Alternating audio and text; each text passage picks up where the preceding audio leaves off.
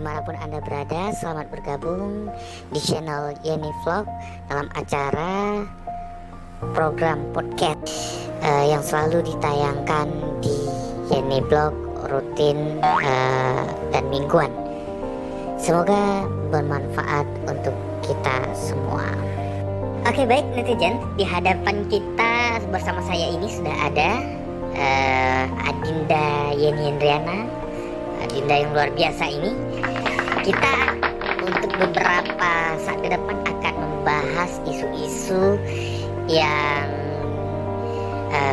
kadang-kadang penting, yang pasti itu bermanfaat.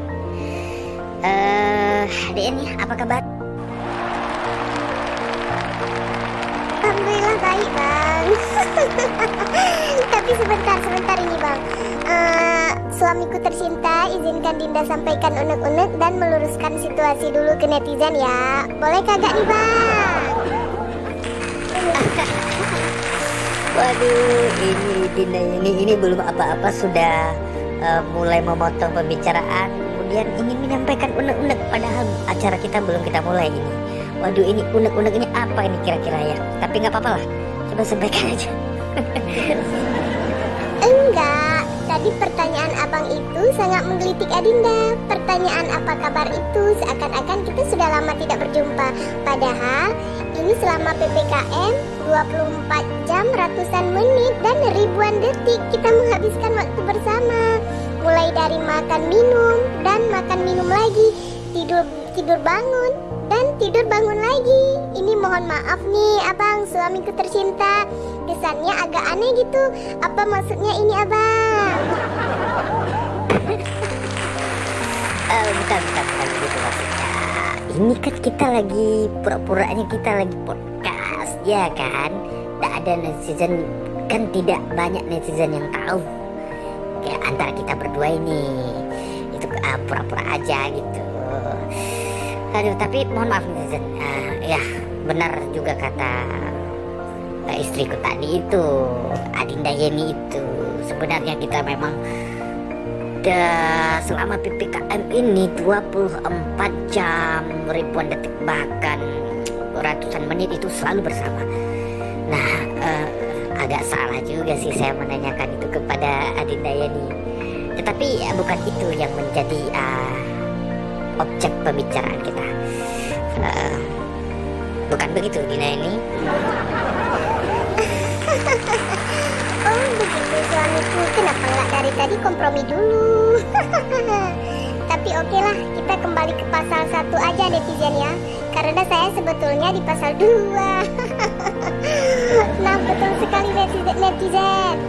Benar seperti yang disampaikan sama Abang Deddy tadi, bahwa momentum saat ini kita tidak akan membahas persoalan unek-unek tadi, tapi kita akan membahas isu-isu dan persoalan-persoalan lain untuk beberapa saat ke depan.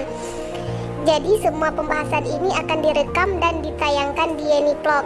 Meskipun saat ini sebenarnya saya berperan sebagai orang yang diundang untuk di studio animasinya Bang Deddy, dan beliau yang punya acara. Saya mungkin akan menjadi korban bulan-bulanan pertanyaan Bang Deddy nanti. Tapi nggak apa-apa lah. Untuk Bang Deddy saya selalu siap netizen ya. Nah, betul seperti ini bilang tadi, apa-apa persoalannya tetap kembali ke pasal 1. Memang tidak adil dunia ini, ya kan? Oke.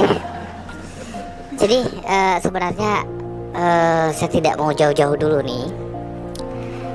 Saya memang sudah sangat kenal dengan Dek Yeni, ya kan? Tidak mungkin tidak kenal, sudah pasti sangat kenal sekali. Tapi dalam kesempatan saya yang sudah sangat kenal dengan Dek Yeni ini, saya ingin bertanya nih sedikit sama Dek Yeni. Mungkin pertanyaan-pertanyaan ini tidak pernah keluar dulu, tidak pernah tertanyakan dulu, ya kan? Nah sekarang penting kita tanyakan ini, sehingga punya gambaran di kita, kemudian di Dek Yeni juga tentang hal tersebut. Jadi langsung aja nih netizen, pertanyaannya mungkin kepada Dek Yeni ini adalah terkait dengan basic keilmuan dia ini kan kesehatan masyarakat. Jadi kita perlu menanyakan ini ke ke Yeni ya kan, mana tahu kita punya punya informasi baru yang disampaikan dari sudut pandang Yeni terkait basic keilmuan dia, seberapa bermanfaatnya bagi kita masyarakat ya kan. Nah, terkait kesehatan masyarakat, kita udah tahu ada dokter, ada bidan, ada perawat, dan kemudian ditambah dengan ada kesehatan masyarakat.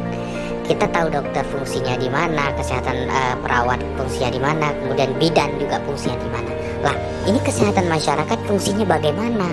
Kenapa ini harus ada dan kemudian menjadi salah satu jurusan pula di pendidikan pendidikan kesehatan. Nah, saya kira ini pertanyaan. Oke lah netizen, saya akan menjawab pertanyaan dari Abang Dedi tadi mengenai kesehatan masyarakat. Kesehatan masyarakat itu adalah ilmu dan seni memelihara, melindungi, dan meningkatkan kesehatan masyarakat melalui usaha-usaha masyarakat dalam pengadaan pelayanan kesehatan, pencegahan, dan pemberantasan penyakit. Nah, di jurusan kesehatan masyarakat ini saya banyak mendapatkan ilmu tentang promosi kesehatan, epidemiologi penyakit menular dan tidak menular, sistem informasi kesehatan dasar, keselamatan dan kesehatan kerja, manajemen pelayanan kesehatan, advokasi kesehatan, dan masih banyak lagi ini Bang Dedi.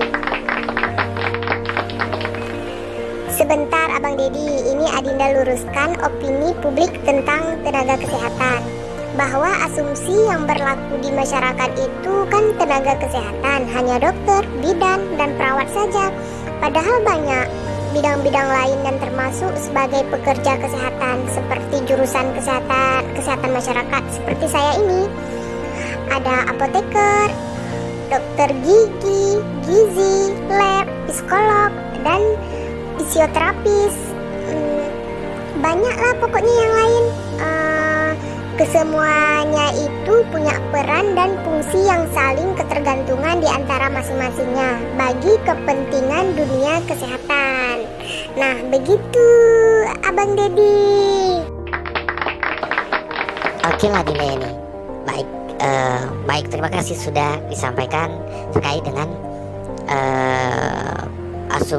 meluruskan asumsi yang berkembang di masyarakat terkait tenaga kesehatan yang ternyata tidak hanya dokter, perawat, bidan, tetapi juga ada yang lainnya termasuk